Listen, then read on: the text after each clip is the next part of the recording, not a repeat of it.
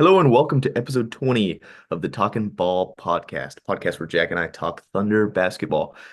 I'm Keaton, joined today by Jack. How's it going, Jack? I'm good. Thunder up. Thunder up.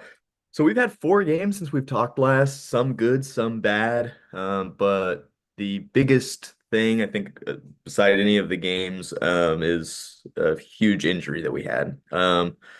Jack, do you want to talk a little bit about the Chet injury? Yeah, unfortunately, Sunday night we were playing the Warriors.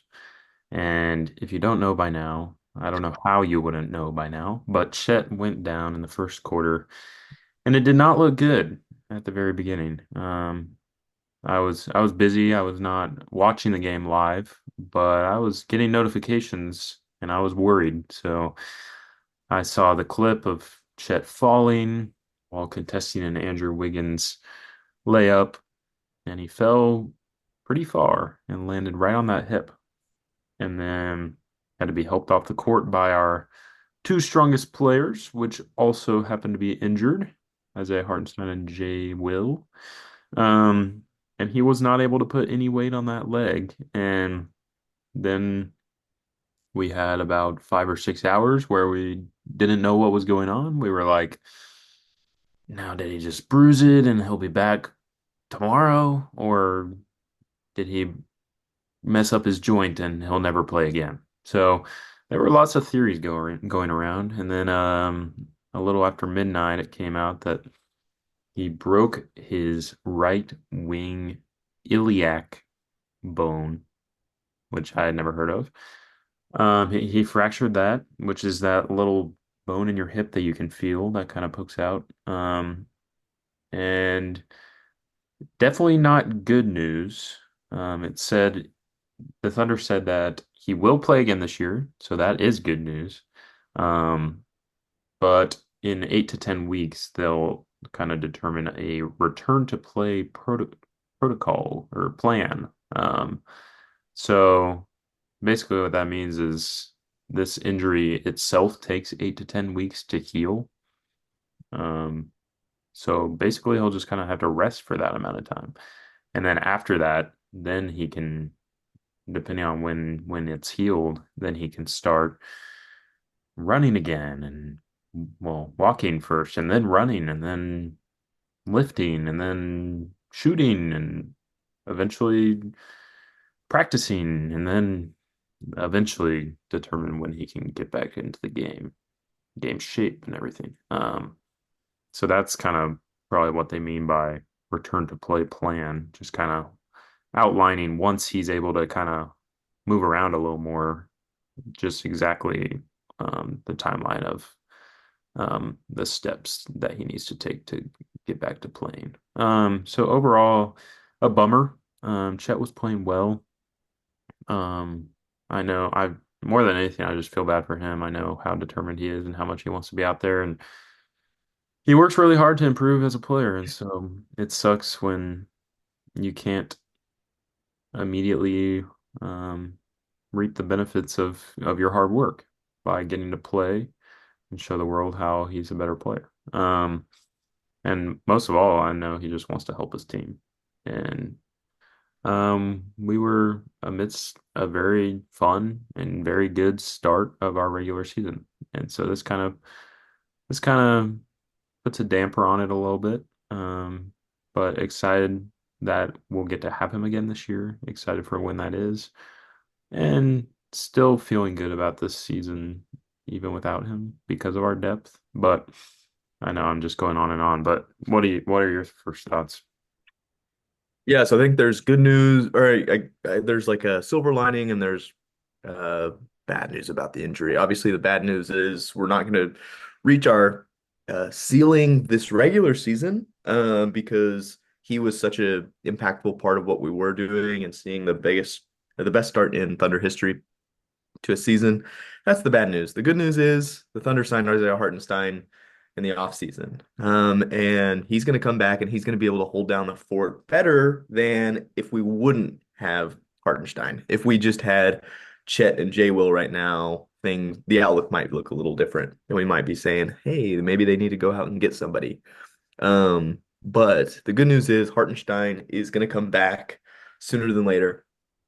And he was able to hold down the fort for the Knicks last season, and they did really well with him in the starting lineup. So that's the good news. Another, trying to see the positive in this is that he's not out for the season. The end goal for this Thunder team is not to have the best regular season record of all time. The goal of the season is to come out with a championship, and having Chet Holmgren back is definitely going to be really awesome for the Thunder to be able to push for that championship.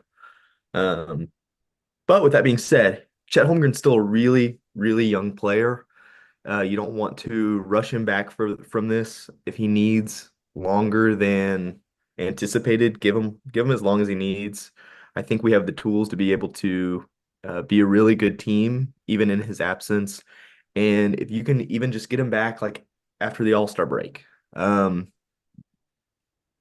a long time to miss, but You you know, work with the cards that you're dealt. even like mid-March, like there's Yeah, no need at all to rush him back. Bring him back mid-March. That's 2 months after he's healed. And if it takes him that long to get back into game shape to be back where he was, great. That'll give him a little like a month and then playoff time. So yep, no need to rush him back, especially with our depth, which we don't have right now, right. but we will soon. I know it's hard to look past right now because right now kind of doesn't look great in terms of just looking at our roster and depth and everything because of all our injuries. But within 2 or 3 weeks, we should have Isaiah Hartenstein and Jay Will back. And then, like, once they're back, that's a great roster. That's a great team, even without Chet. I mean, with Chet, it's could has a potential to be one of the best teams like we've seen in a while. But um, like Hartenstein as your starting center, Jay Will as your backup center, that's a great center rotation. Um, Mhm. I feel like that'll be able to hold us down pretty well until Chet gets back. But these next few weeks are the part that's a little concerning until they get back. But if last night was any indication of things, the Thunder aren't gonna just give up. They're gonna figure things out and be creative and find other ways to win. And given the versatility of the players we do have, I think it's possible that we're gonna surprise some people, even in this time with pretty little depth. Little in more ways than one. So like 2 years ago, we made the play-in tournament with Jay Will as our starting center. We didn't have Chet. He was hurt that year as well, his rookie year. We made the play-in tournament with that roster.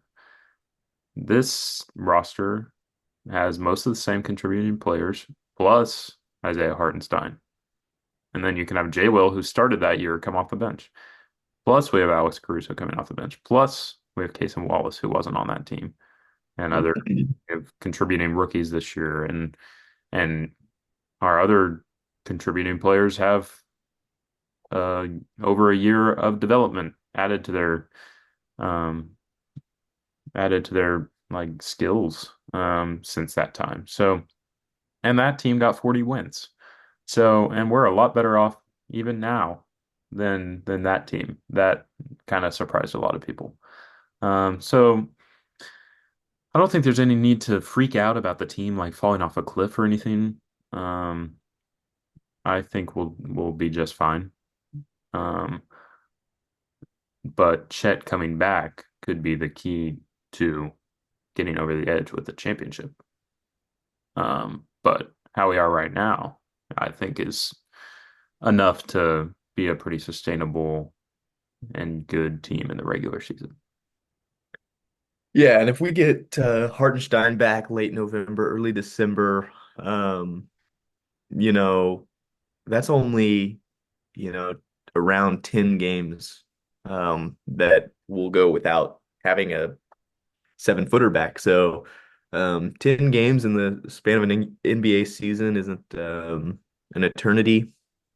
It goes by pretty fast. So I think he'll be back faster um, than we know it. So he'll be able to stop the bleeding a little bit. But like you mentioned, last night we saw a scrappy Thunder team that, despite being outmanned, outsized, um, still were able to claw out a win in a really tough fought game. Um, and like you mentioned, it's just the amount of talent that's on this team is going to be able to take a loss like this and be able to respond in a way that a lot of teams couldn't.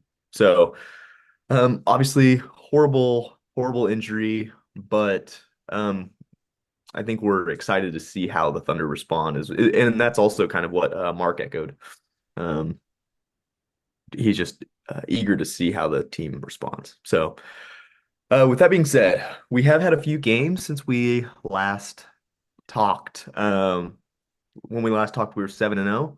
You predicted that we'd be after 10 games that we'd be 9-1. I predicted that we'd be 10-0. We're both wrong. We were 8-2. So, and now, given the Clippers game, we are 9-2. Let's talk a little bit about the Thunder's first loss of the season briefly. This was a game played in Denver last week, last Wednesday, I believe it was, and um, the Thunder started out really well. They got up to I believe it was like a 20-point lead early in the third quarter. And then, I mean, it was just kind of the Nikola Jokic show. I feel like he was able to really take a grasp of the game, and the Nuggets really clawed back in an instant, it felt like. Jokic ended with a stat line of 23 points, 20 rebounds, and 16 assists, which when you're playing a player that has that stat line, it's going to be hard to win, period. Um, they shot it pretty well from three, 42%. Nuggets, that's kind of how they were able to storm back. I felt like from the Thunder's side of things, it was a lot of uncharacteristic turnovers from SGA that really sparked a lot of momentum for the Nuggets. SGA had 8 turnovers. This was not his best. This was not his best game by any means. He didn't have a bad game, but 8 turnovers was a little bit more than. I mean, it was a lot of bit more than he averages normally. And a credit to the Nuggets for being able to force that. Free throws were another big thing. Thunder shot 78% from the free throw line. They're not a bad free throw shooting team, so I feel like that they are kind of kicking themselves over that. But with that being said, the Nuggets missed 9 free throws of their own, 72% from the free throw line. So that's not necessarily the difference in the game. Another comment that I have about the game was we saw a big contribution from Aaron Wiggins off the bench, 13 points. That was awesome. And towards the end of the game, the Thunder were down by, I believe it was 8 with, a few minutes to go, like 2 minutes to go. And thanks to Jalen Williams and Alex Caruso, we were able to, have the ball down 2 with a few seconds left. So, credit to those guys for just being scrappy and keeping us in the game. It was a hard fought loss. It was a heartbreaker. What are your comments? Yeah, I mean, we knew we were going to lose eventually, but the fact that we started out 7-0 made this one hurt a little bit. And because it was so in reach, we kind of had that game and let it get away from us.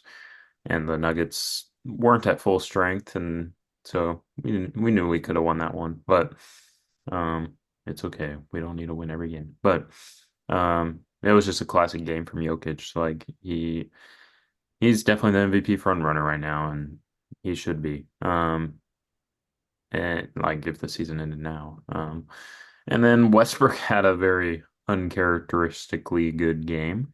So that was kind of tough to have him beat us like that. But um, yeah, I mean, weird game from Shea because he didn't play bad like shooting wise or defensively. It was just the 8 turnovers. That's just so uncharacteristic for him. J-Dub really stood out to me though.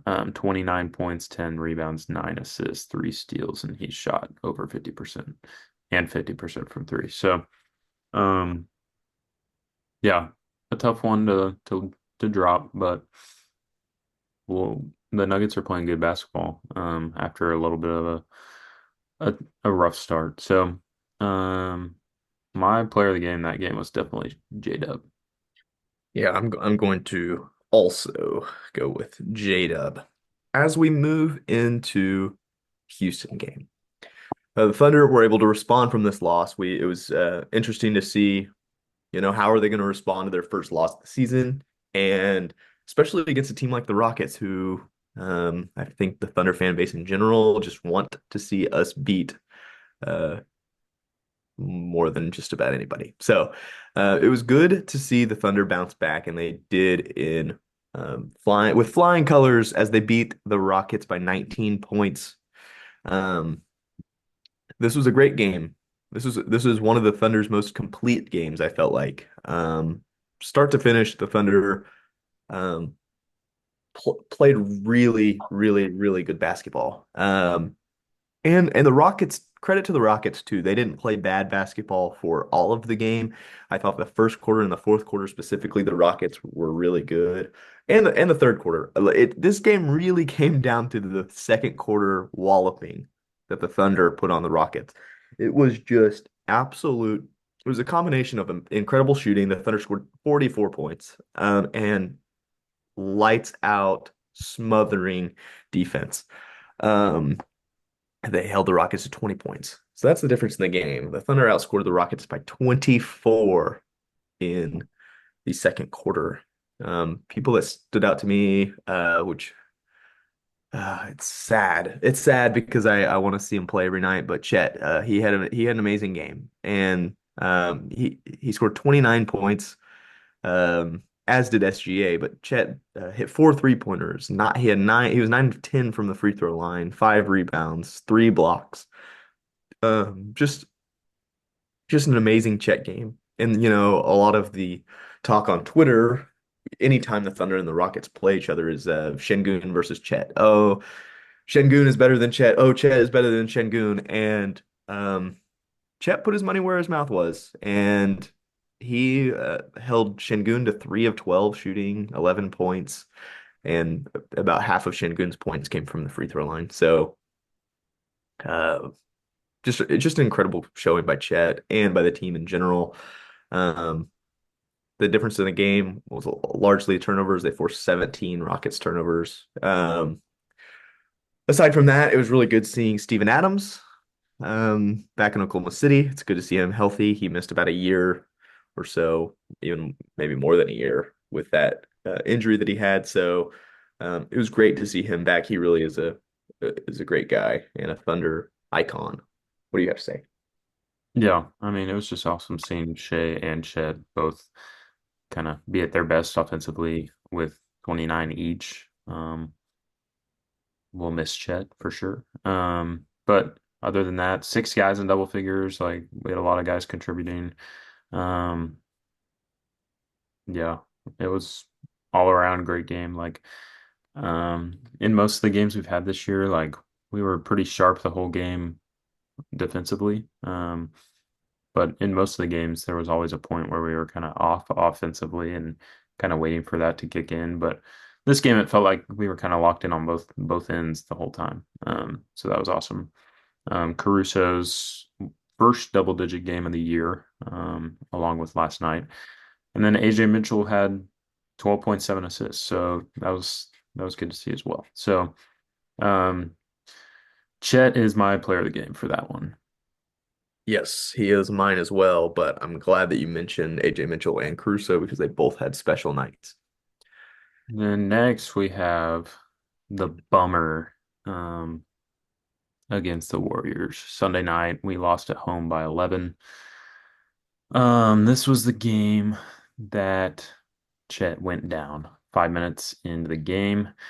Um, and then after I wasn't able to watch much of this. I just watched the last couple minutes, but after Chet went down, we kind of didn't seem very focused, which you can't even blame them for. It's probably hard to be focused when you're just thinking about Chet and hoping he's okay and trying to adjust to playing. without him and everything like that. And I think we got down by 30 plus. Um, but there was a lineup that kind of helped us storm back into this game. We got within what, five or something? I think it was like I think we cut it to six with 4 minutes or so. Yeah.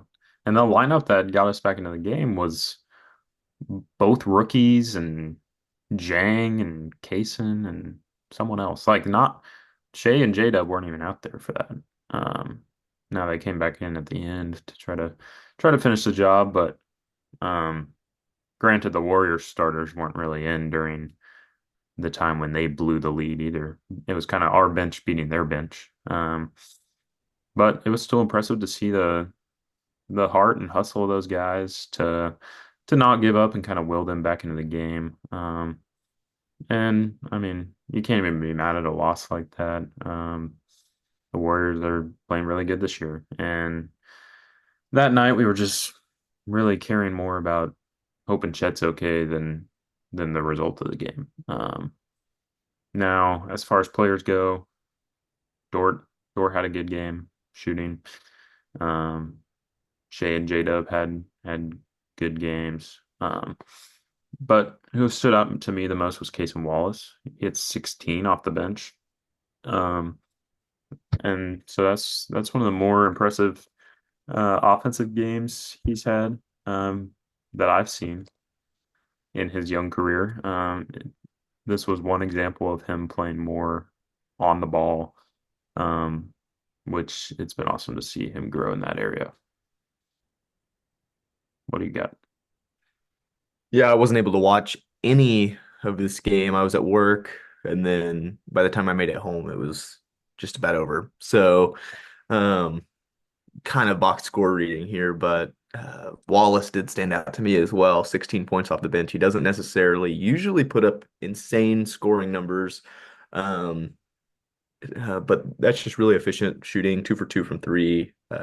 So he's going to get my player of the game, Yeah, he gets mine as well. which is exciting because that is the first time Wallace has got our player of the game. So congratulations, Kason. Um, Finally, the Thunder played last night. Jack and I were both there.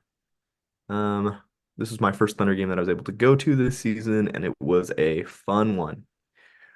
We had already kind of touched on this, but this is the game where it's, how are the Thunder going to respond? How are the Thunder going to play without a 7 foot unicorn, um, rim protector, and I don't know. The results were interesting. The Thunder played to their strengths. I think that that's what they do unapologetically. They're not going to go, sign a random 7 footer to put in there so that we can match another team. They're going to play to their strengths, and um, maybe teams will have to match us. Kind of reminds me of the small ball Rockets a little bit where going up against Steven Adams, they just played PJ Tucker, and there's like uh, you'll have to play to us. And that worked for the small ball Rockets. So, but we don't have PJ Tucker. We don't really have a guy like PJ Tucker playing in our starting lineup. Our tallest starter last night was what, 6'6"? Yeah, Shay and J-Dub So, at 6'6". yes. So we really don't even have anywhere near a 7 foot, 250 pounder that we're missing in Hartenstein or a 7'1" guy like Chet. We truly played the smallest of small balls. And what we saw early was uh just really, really good defense on Zubats. Zubats, going into this game, we're like, oh gosh, he might have a crazy rebounding and scoring game. And in the first half, it didn't really even look like he was a part of the game at all. Every time that he was getting it down low, he was getting swarmed. They'd force turnovers. He had 4 turnovers. They'd force him into a bad pass, whatever. Um, Now in the second half, it was a little bit different of a story. I felt like the Clippers were more intentional of attacking with Zubats. But we had a classic Shea game. Shea was amazing last night. He was amazing in multiple different areas. He was amazing from three, 4 from 8, or 4 for 8. He was amazing from the free throw line, 15 of 16. He was amazing on defense, 5 steals, 2 blocks. He was amazing on offense outside of scoring, 9 assists. When you have your best guy playing that brand of basketball, it's going to be hard to get beat. And the only reason that this was a close game was because, I mean, A, in the second half, they did find Zubats open for a lot of free dunks. But mainly, in my opinion, the Clippers shot lights out from three. 20 of 37. Credit to Norman Powell. Norman Powell was ridiculous. Norman Powell played like prime MJ. And yeah, so credit to him. James Harden was also fine. Like not really a super efficient night from him, but 9 assists, 11 rebounds. You take it. But so that Clippers shooting is what really kept him in this game, but I was just more impressed by what I saw from the Thunder's Thunder players like J-Dub too. J-Dub was incredibly efficient, 11 for 16.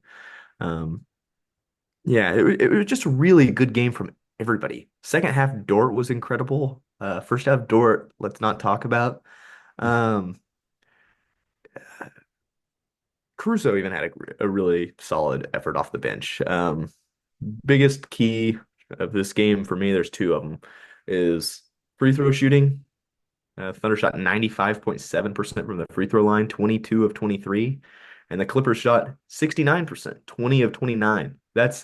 Uh, that's a huge difference when you talk about a 6 point result like this. And then the turnover differential. The Thunder only turned it over 11 times. The Clippers turned it over 23 times. So just another hats off to the Thunder defense because that was an incredible showing. Yeah, this was a really fun one, really encouraging. I think it's good that the Thunder had another game just the day after such a tough night on Sunday night. It was awesome to see how we responded. I don't know if many teams would respond from such tough injury news like that this way. They were determined, and they said, "All right, we'll take this adversity and learn from it. We'll figure it out." Um, the Paycom was loud last night. As we were leaving the arena, fans were chanting, "Let's go Thunder." It's like I don't know if I've ever heard this not at a playoff game. Like it felt awesome. It was intense. It was an exciting atmosphere. Um, and most importantly, Shea just put on a masterclass. With the career high 45 points, and he just had an all-around game as well. Basketball Reference has a stat called game score that kind of has a formula that encapsulates like all your stats from a certain game, like assists, rebounds, steals, blocks, points, negative points for turnovers, and then factors in your made and missed shots as well. This is Shea's highest game score in a game of his career as well, by far. It wasn't really even close. So he had his career high in points and also his best all-around game ever, which is saying a lot because he's had a lot of great games. Um, so that's what we needed from him last night. Shea has a real opportunity here to step up and go get that MVP award if he wants it. Um, and it'd be awesome for our team if he can can lead in this way night to night.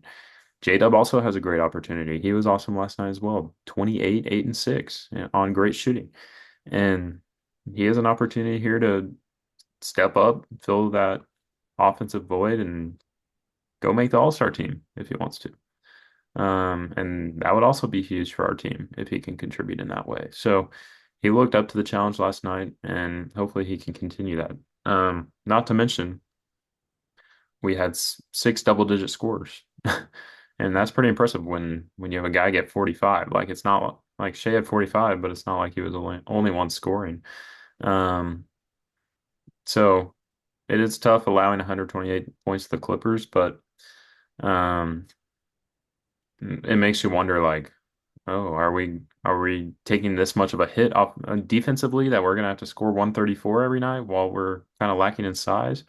And we need 45 out of Shea and a great offensive game from J-Dub and six double-digit scores. But that was kind of my first thought, but I don't think that is the case just because like we're not going to play a team that shoots 54% from three every night. So I think we'll be all right. The rebounding is the downside. I don't think we're ever going to rebound a team during these next few weeks. We got out rebounded by 18. Um, but the part that can keep us in it is if we continue to generate turnovers from the like on defense. Like the Clippers turned the ball over 23 times, and when that's the case, that really mitigates the rebounding differential because turnover is also gaining possession. So um, as long as we can keep up in number of possessions in different ways, then we might be able to figure it out. It was awesome to see at the beginning, like you mentioned, us just like swarming Zubac with lots of small guards to poke the ball out of his hands instead of probably what he's used to with a big guy protecting the rim. But like I said, we can figure out a different way to guard a big guy during this time. And we kind of played Zubac out of the game at the beginning. And like most teams might go get a guy from the G League or a guy off the free agent market or just to to start just because he's big. Um, or just start the biggest guy on your team. But we're the Thunder, so like we know Mark Daigneault, he's not going to do that. He's not going to start a guy just because he's big and tall. Um, like some people were like, "Oh, are we gonna start Oos? Are we gonna go trade for a guy? Are we gonna sign a free agent or a G League guy?" But we started five guards basically last night, so. Um, Like we're not a team to really match another team's play style. We're gonna make them match us, and we played Zubats out of that game in the first half because and forced them to match what we were doing, going small. Now towards the end, when they were down 20 points, they put Zubats back in, and that was kind of their only hope to get back in the game outside of Norman Powell's MJ night. But um, I mean, towards the end there, they were like, all right, Zubats, just do all you can, just shoot over the smaller guys. And he had some success doing that towards the end, but he kind of did the hook shot over Caruso a bunch of times, which you can't do much about. But at that point, we had a lead, so we weren't really gonna double or triple team as much. We'll live with the Zubats twos while we're up by a bunch. Um, it got close there at the end, and then we figured out a way to close it off. But um, it was encouraging to see us respond like that and just figure out ways to win. And like guys said after the game, like this isn't anything new to us. Like even when Chet's been on our team, um, there have been a lot of instances where we've intentionally gone small. Like with Chet off the court, even with Chet on the court, we kind of play five out a lot of times and do things differently. And so they're used to playing small. It's just now they're going to have to do it a lot more and have to have it kind of as an only option and rely on it a lot. But it's not like we're just now trying to figure out how to do it. So I think we'll be okay until Hartstein gets back. I mean, looking at the schedule, we don't really play an elite center that's going to kill us offensively inside till like the Lakers and the Kings at the end of the month, which maybe we'll have Hartenstein or Jay Will back by then. So really the schedule kind of works out for us in that way. I think we play a lot of teams that we can beat with our small ball. So um, Nurkic on Friday might get a billion rebounds, but or maybe he won't play, but we'll see. Yeah, overall, super fun game. Awesome to see Kenny back. That was good timing. He's had success playing the small ball five at times, and he only played 6 minutes, but he was a plus 11. So my player of the game is Shea. That can go without saying. I mean, he had his best game ever, so I think he can get the player of the game this time. Yeah, I agree. And I'm glad that you mentioned that about Kenny because I feel the exact same way. It was really good to see him back. It was refreshing after a long time. And I mean, even when he was healthy last in the playoffs, we didn't really see much of him then. So it was just good seeing a player like Kendrick back because he's such a just kind of a unique brand of like I feel like it's kind of rare in today's NBA to find a lot of players like him. Just scrappy, all around hustle guys. I feel like that's kind of how he makes his name. He's not incredible in, one certain area. He's just really solid all around. So, um, I love Kenny. Um, so we've got a full week of games coming up. Um, Pelicans, Suns, Mavericks. Um, so yeah. So let's talk a little bit about that before we go. First up, Pelicans here on Wednesday. We think as Thunder fans that we are banged up. Just take a look at the Pelicans. They are the most banged up team in the league, which is really unfortunate for the Pelicans, but also for Jack because he bet on the Pelicans to finish higher than the Kings and the Lakers, and I don't think that looks great. So, but anyway, I would go if we back look on that if I could.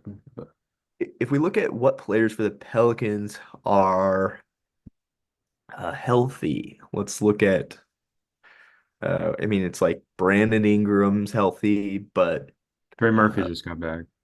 Trey Murphy just got back. But other than that, there's Jose Alvarado, who they have been starting, just got injured and he'll be out. And so they're playing Brandon Boston Jr. 35 minutes. They're starting to use Misi, uh, Jeremiah Robinson Earl. He played 20 minutes last night. Yeah, There's they're in a rough spot. a lot. Herb Yeah, Jones, Jose Alvarado, Jordan Hawkins, Zion Williamson, DeJounte Murray, and CJ McCollum are all hurt. And that's probably six of their top eight guys.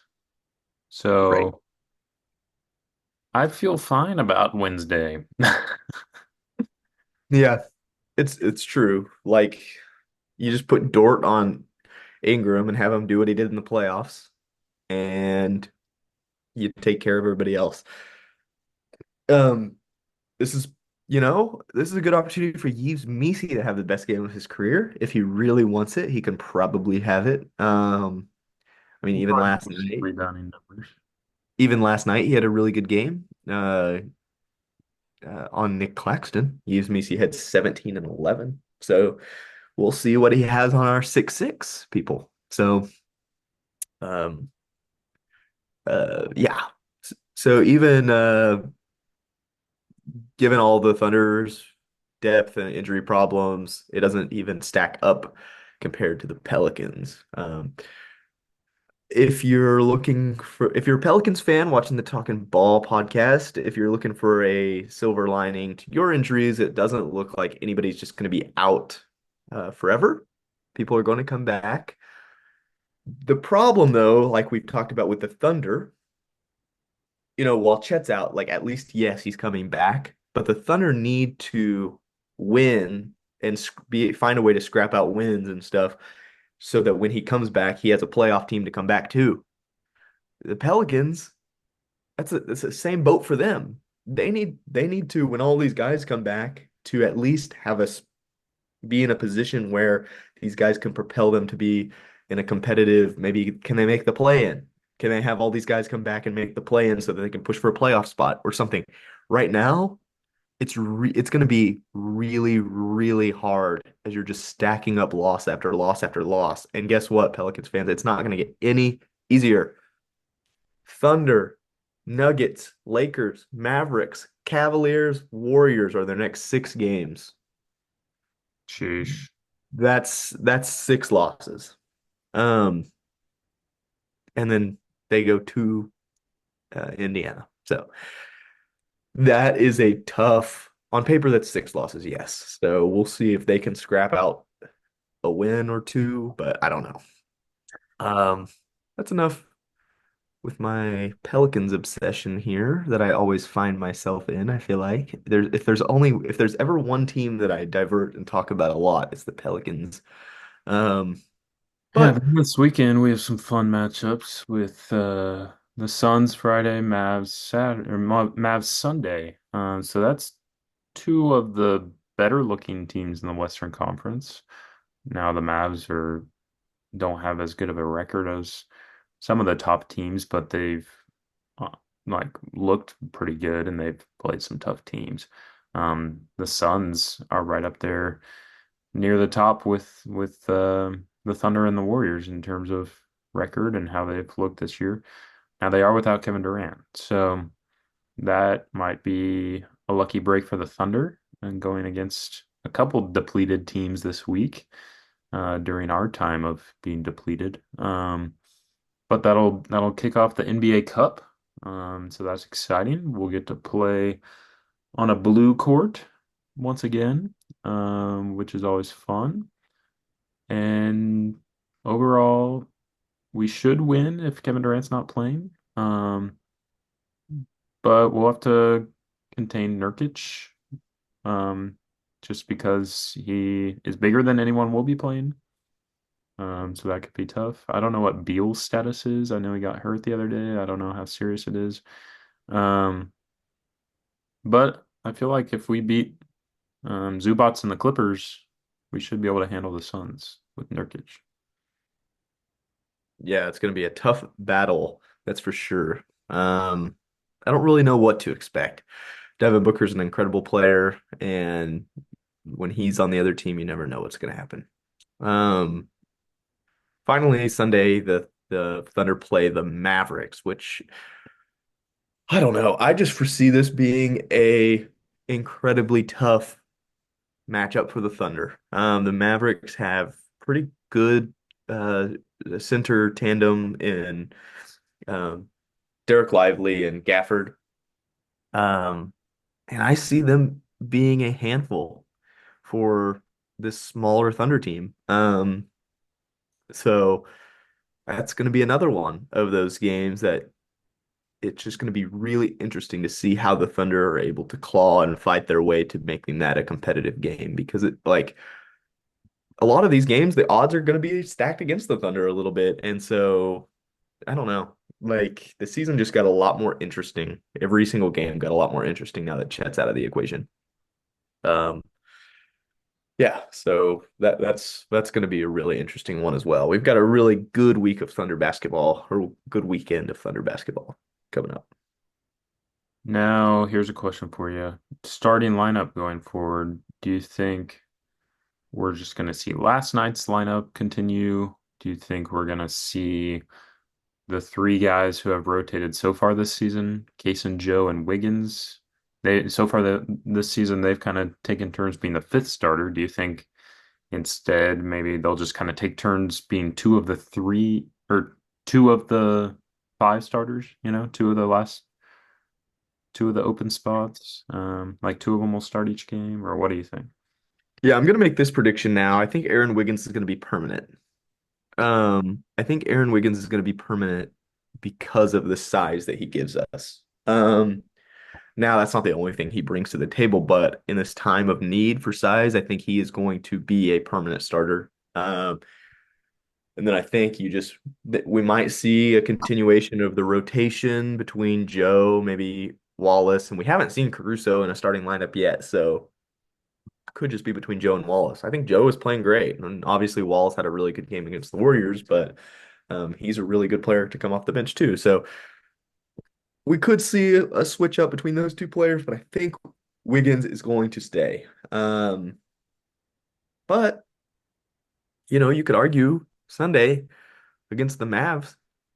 Um, you could, yeah, depending on how Kenny is, you could wonder if Kenny could find his way into a starting lineup eventually. And I'm not necessarily saying this weekend is the only opportunity for that, but gosh, when I think of Gafford and Lively, and also they are completely boosted by Luka Doncic's passing ability. Like they are huge lob threats.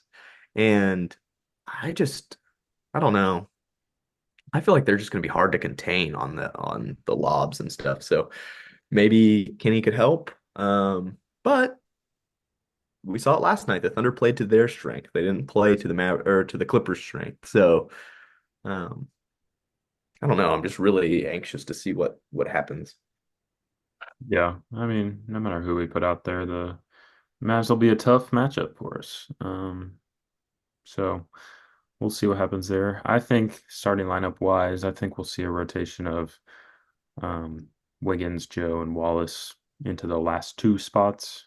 Um, I mean, it may make sense for Wiggins to kind of be permanent, but I think Mark is never afraid to be too small.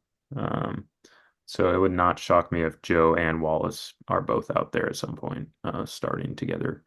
Um, I would think Caruso would get a chance at some point, but since he hasn't so far, I don't know if he would now. So I don't know. We do like matching him up with centers. We've done that a lot, even when Chet was healthy.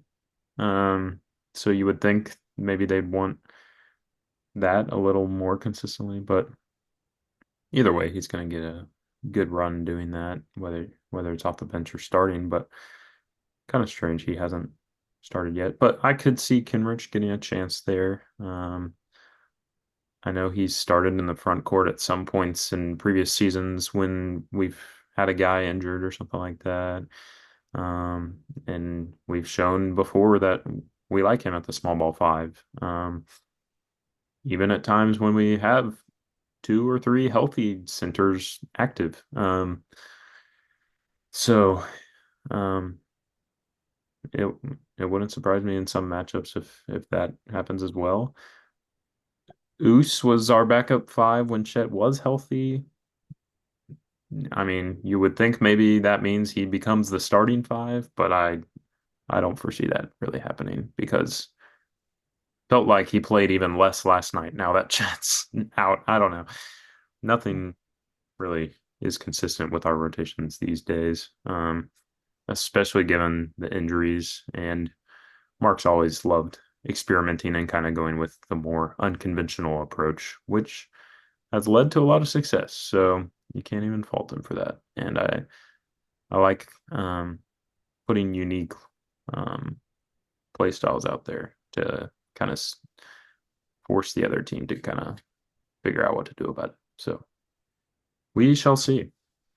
Yeah, I feel like whatever we think that Mark is gonna do, he might just do the opposite. So like last night, I thought, maybe we do see Us start. So um gosh, I'm gonna go out on a limb and say that I think that there will be a game that Us starts in Chet's absence before Hartenstein and Jay will come back, but I just can't say that with confidence because Mark, like you mentioned, is pretty set in his way, like as far as he's not afraid to uh be small. He's not afraid to be the smaller team, and he's not afraid to match up a 6'6" guy with a 7-footer. So Yeah.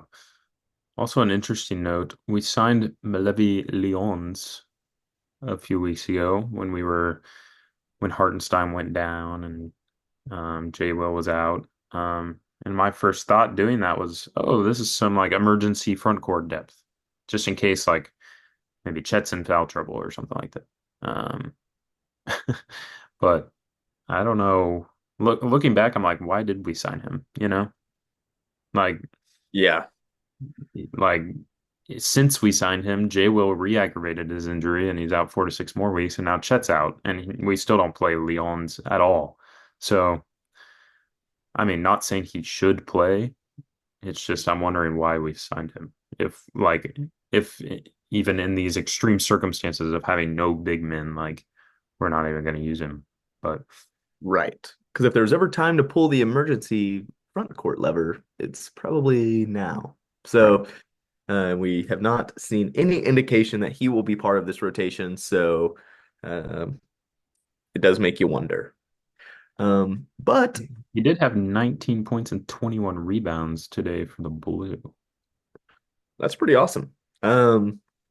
Something that it also kind of makes me think of is if Olivier Sarr wouldn't have gotten hurt and he was Oh, still like a two-way player here, he would be playing. consistently. He'd be he'd be getting some burn. Yes, so that's even if you want to look even further into our front court injury unfortunate luck, like he would for sure be on this roster playing right now if he hadn't ruptured that Achilles, which is tough.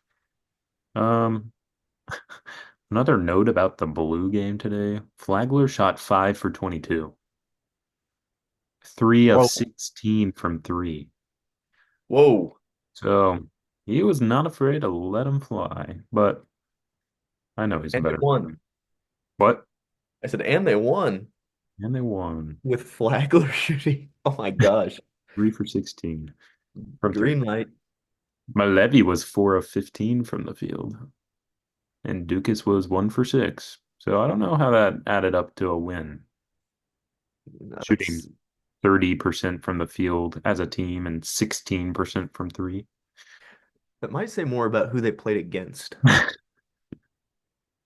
Who did they play against? Played against the Texas Legends. Yeah, legends. They have one guy I've heard of, Who's that? Emmanuel Miller, but I only know who he is because he was with TCU last year. TCU. But Yeah, all righty, well, I guess it's time to wrap it up if we're talking about the Texas Legends. that's So true. So thanks for sticking with us. 20 episodes. We're really grateful to be able to do this. So, we're in for an exciting week of Thunder basketball. So hang in there, be patient with our lack of size, and Thunder up. Thunder up. Bye bye.